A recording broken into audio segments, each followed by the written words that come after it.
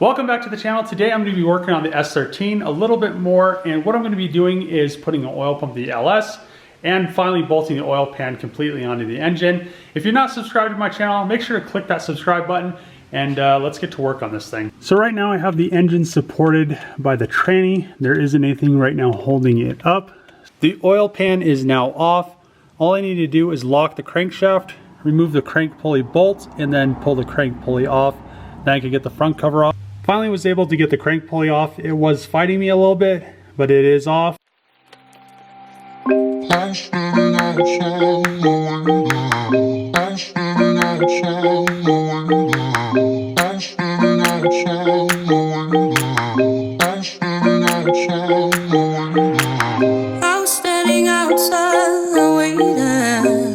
Waiting for you.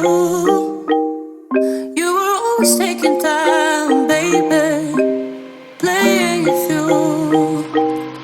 I was calling out your name, with my eyes on the wall. You were running like a ghost from me.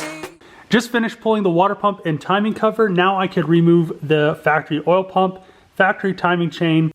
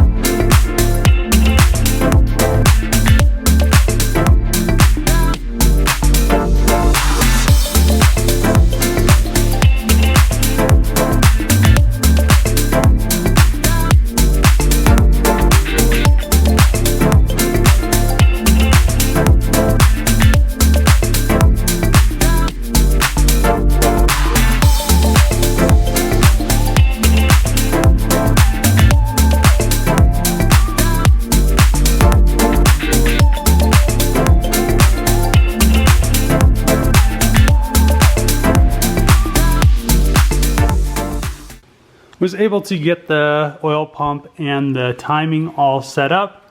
Now I just need to put the new gasket, the front cover back on after I clean it, the oil pan, put all the bolts in, and she will be ready to go.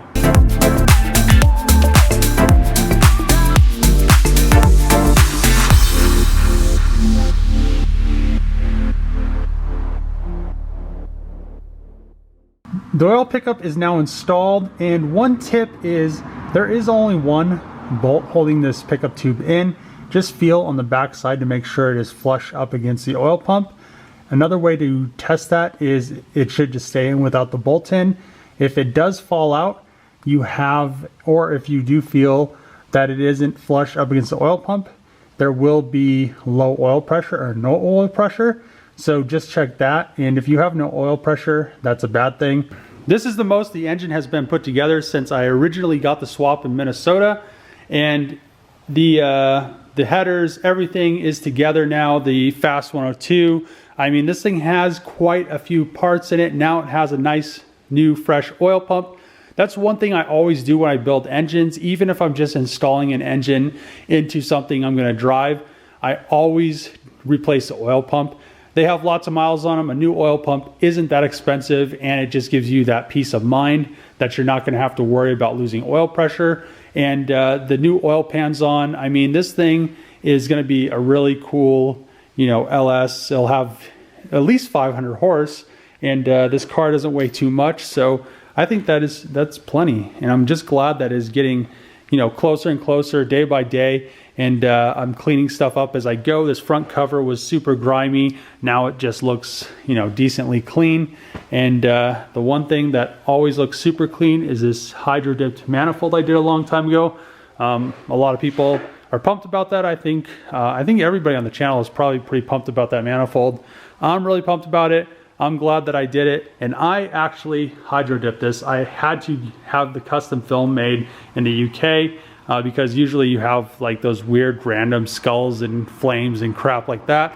But I wanted something that was, cool. I don't know how to airbrush, so that was the next best thing. Just loaded up on bolts for the LS, and I will be changing these bolts later on because these are the socket heads and not the button heads like I like. And I'll probably be getting titanium ones, but this will get the oil pan and everything bolted on. The oil pan and the front timing cover are completely bolted on. I use these socket head cap screws. They're stainless instead of the original ones, which kind of look dingy like that. So now that's all bolted together. I made a decision to just bolt the water pump back on and use the factory crank pulley for now until I get like an ATI and electric water pump, just so it works. Also put the poly engine mounts on. They screw into the engine bracket, so you have to put them on before you put the subframe in. And now this thing is pretty much ready to get the subframe back in. I just have to finish the modifications on it. Just finished installing the old water pump and the factory crank pulley. I will eventually get an electric water pump and an ATI damper or something, aftermarket damper. But for now, this stuff will suffice. It will work. I could get it running on it. It doesn't really matter. There is a lot of aftermarket stuff on this engine or in the engine, but for now, this'll do its job, and I can get this thing running and driving with that stuff. If you like these videos, make sure to click that subscribe button, give this video a thumbs up, comment below, and thanks for watching. See you next time. I am pretty excited right now. I literally found a part for the LS that I thought I threw away when I was moving, and I spent the better part of 3 hours in my shipping container digging through boxes and everything to find it. So I finally found it under tranny parts, which was, I was like, why the hell did I put these under tranny parts? So what I'm talking about is my standalone ECU. So I had bought an MS3 Pro when I was in Minnesota for the LS, and this thing is exactly what I needed because I was getting to the point where I was gonna throw a stock ECU on here and stock injectors just so it ran and drove. But then I found this and it made me very, very happy and excited. This wiring harness does not make me very happy and excited because it looks like garbage, but I'll resolve that issue when I put it on the engine.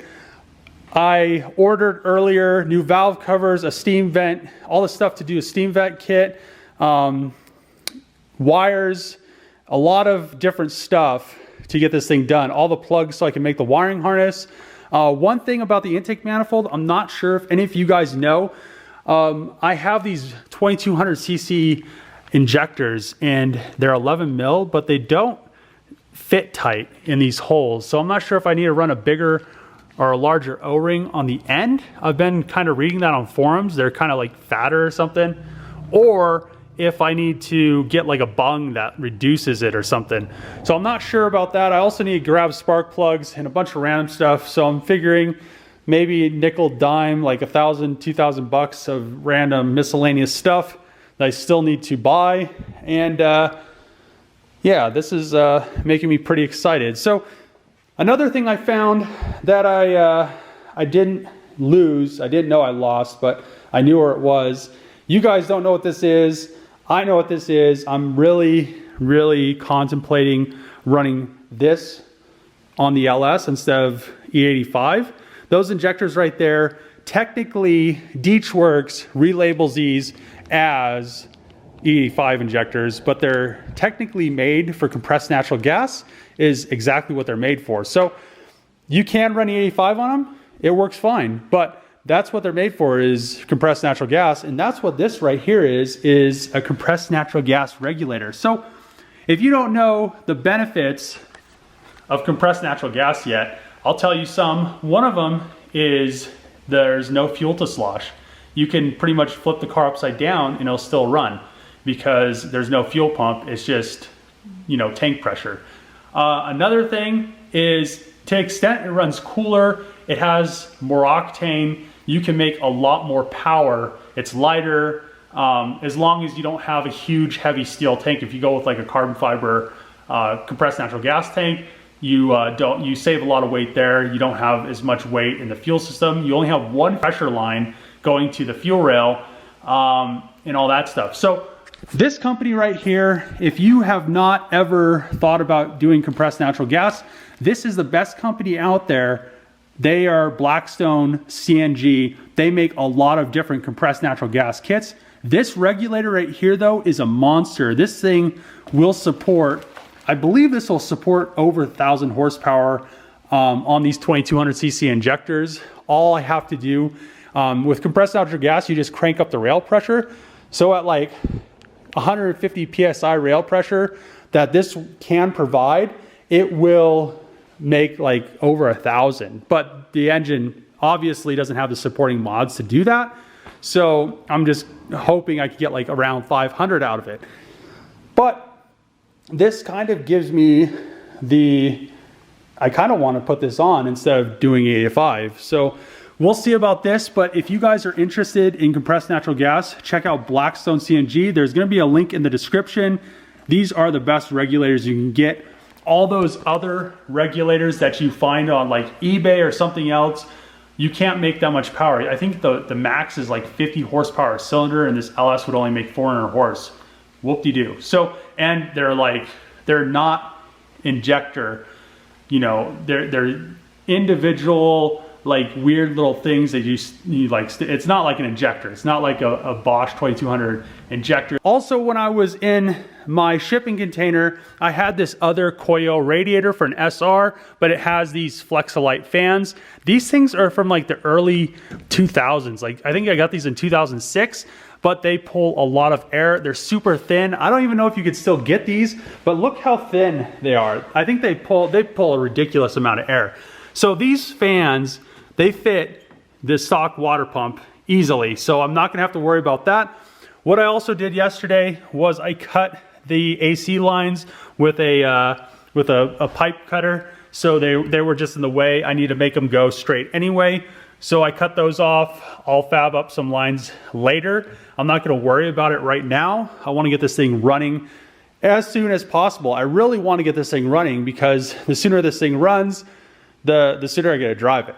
And to drive it for the first time, I don't need AC, but what I'm gonna do is I'm gonna get a different radiator hose down here, and it's pretty much just gonna go up to this neck, but I have a temperature sensor in the radiator hose. I don't need that because I have the temperature sensor on the side of the head right here. So that was for the SR.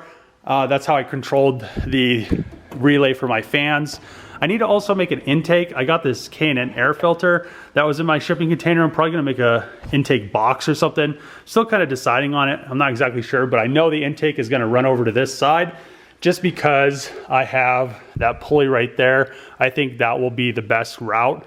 And then this radiator hose can just kind of like snake its way down just in front of the pulley right there and just make it so it doesn't touch. I know not as many people are as pumped about the LS as the Hellcat. I could just tell that because of the views of the videos.